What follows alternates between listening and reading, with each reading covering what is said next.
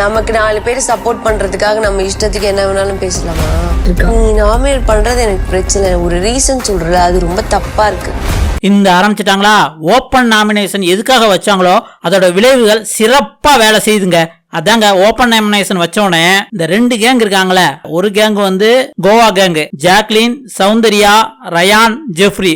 இன்னொரு கேங் வந்து பவித்ரா, அன்சிதா, தர்சிகா, ஆனந்தி. இவங்க மாத்தி மாத்தி தான் நாமினேட் பண்ணிருக்காங்க. அதுலயும் முக்கியமா ஜாக்லின் தர்சிகாவை நாமினேட் பண்ணிருக்காங்க. உடனே தர்சிகா ஜாக்லின் நாமினேட் பண்ணாங்க. அடுத்தடுத்து நாமினேட் பண்ணிட்டாங்க.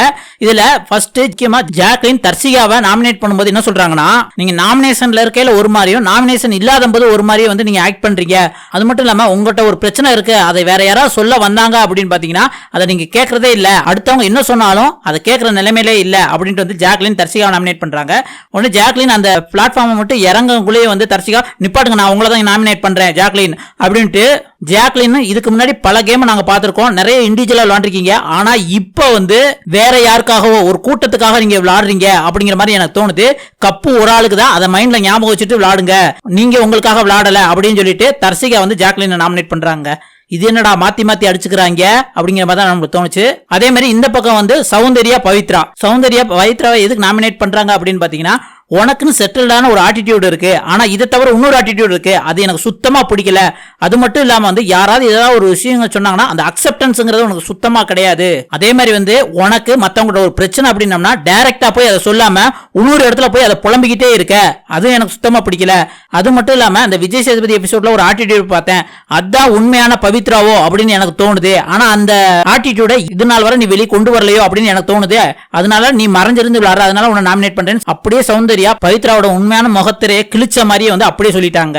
இத தனியா போய் தர்சிகா வந்து ஜாக்லினை பத்தி என்ன சொல்றாங்க அப்படின்னு பாத்தீங்கன்னா, ஒரு காரணத்துக்காக நாமினேட் பண்ணா அதெல்லாம் உண்மை ஆயிராது அப்படிங்கிற மாதிரி சொல்றாங்க. இன்னொரு பக்கம் ஜாக்லின் தர்சிகா பத்தி என்ன சொல்றாங்க அப்படின்னு பாத்தீங்கன்னா, நீ ஒரு வாரம் ஒவ்வொரு மாதிரி விளையாடுற, திடீர்னு வந்துட்டு என்ன இப்படி பார்க்கல அப்படின்னு சொன்னா எனக்கு என்ன தெரியும் அப்படின்ட்டு வந்து தர்சிகாவை குத்தி காட்டுற மாதிரி தனித்தனியா குரூப்ல பேசிட்டு இருக்காங்க.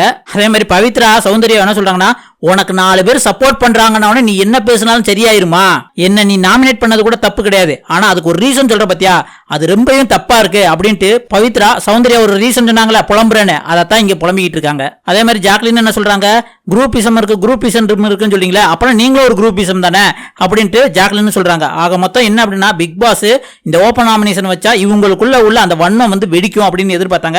அதே மாதிரி வந்து பயங்கரமா வெடிச்சிருச்சுங்க. இது நீங்க என்ன நினைக்கிறீங்க? இந்த பவித்ரா தர்சிகா இவங்க 2 பேரும் கேம கரெக்டா தான் விளையாடுறாங்களா, இல்ல ஜாக்லின் சொன்னாப்ல தர்சியா வந்து வார வாரம் கேம மாத்தி விளையாடுறாங்க, பவித்ரா வந்து தன்னோட இன்னொரு ஆட்டிடியூட மறைச்சு வச்சுதான் விளையாடுறாங்களா அப்படின்னு உங்களுக்கு தோணுச்சுன்னா மறக்காம கமெண்ட்ல சொல்லுங்க.